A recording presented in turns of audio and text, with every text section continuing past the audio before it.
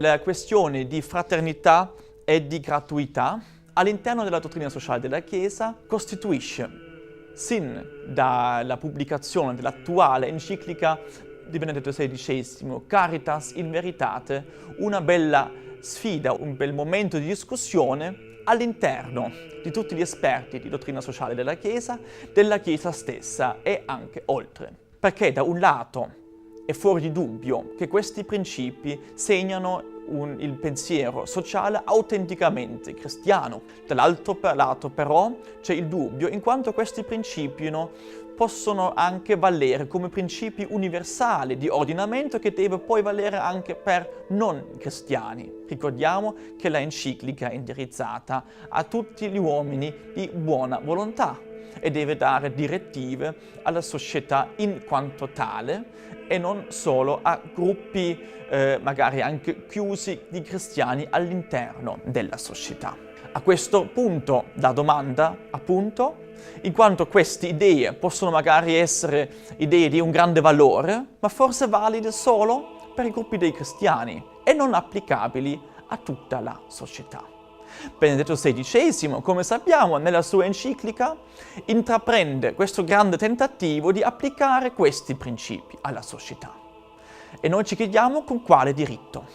Innanzitutto vorrei ricordare che il titolo Carità in Veritate allude proprio a questo, che il concetto di verità, col concetto di verità, Benedetto XVI si riferisce a delle strutture sociali universali di giustizia sociale, valide per tutti, ma riflette il fatto che queste strutture sole e senza una riflessione sulle basi morali, sulle basi relazionali, sulle basi interpersonali, che vengono appunto coltivate nei concetti di fraternità, di reciprocità, di dono, di carità, non riescono a reggere. Questa stessa prospettiva, vorrei ricordare, non è nuova. La osserviamo già nella enciclica 40° anno di Pio XI del 1931, quando tematizzava per la prima volta il concetto di giustizia sociale, ma associava alla giustizia sociale il concetto di carità sociale.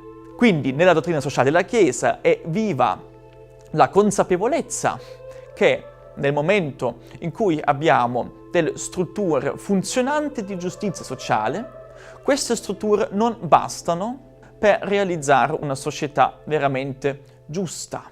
Questi principi solo valgono, solo hanno una prospettiva di futuro, solo possono anche essere tramandate al futuro e non rischiano a fallire, se nella società rimane viva la coscienza per una dimensione che questi principi stessi, che lo Stato basato su questi principi, non può in prima persona produrre. Ci vuole quindi una dinamica che spesso oggi intendiamo con una certa dinamica civica, con un senso civico, ma che ancora più in profondità è un senso di reciprocità, di dono, di fraternità. Perché questa connessione? Perché questo rapporto tra i principi di una società giusta e la consapevolezza di una gratuità e di dono alla base della società? Ecco la mia seconda parte della risposta. Ricordiamo soltanto che il cristianesimo nell'antichità si è diffuso soprattutto perché ha portato in un mondo socialmente freddo un senso di calore sociale, che ha portato in una società romana, greca, nella quale vigevano altissimi principi di giustizia, una dimensione che questa società non aveva prodotto, ossia appunto questo senso di dono, di reciprocità, di carità. A partire da questa dimensione si è sviluppato un valore che questa antica società non possedeva, ossia la dignità umana. La dignità umana non si basa semplicemente su principi di giustizia, perché la giustizia si basa sul pensiero di un certo equilibrio sociale, che uno è riconosciuto soltanto anche per quello che giustamente può dare alla società. La dignità, invece, nasce dall'idea di carità cristiana, che uno dà senza aspettarsi di ricevere. In questo senso di dono io riconosco la dignità dell'altra persona. Attraverso un processo di secoli, In questa dinamica si sviluppa l'idea di dignità umana che oggi sta al fondamento, che ha rivoluzionato profondamente le nostre idee di giustizia.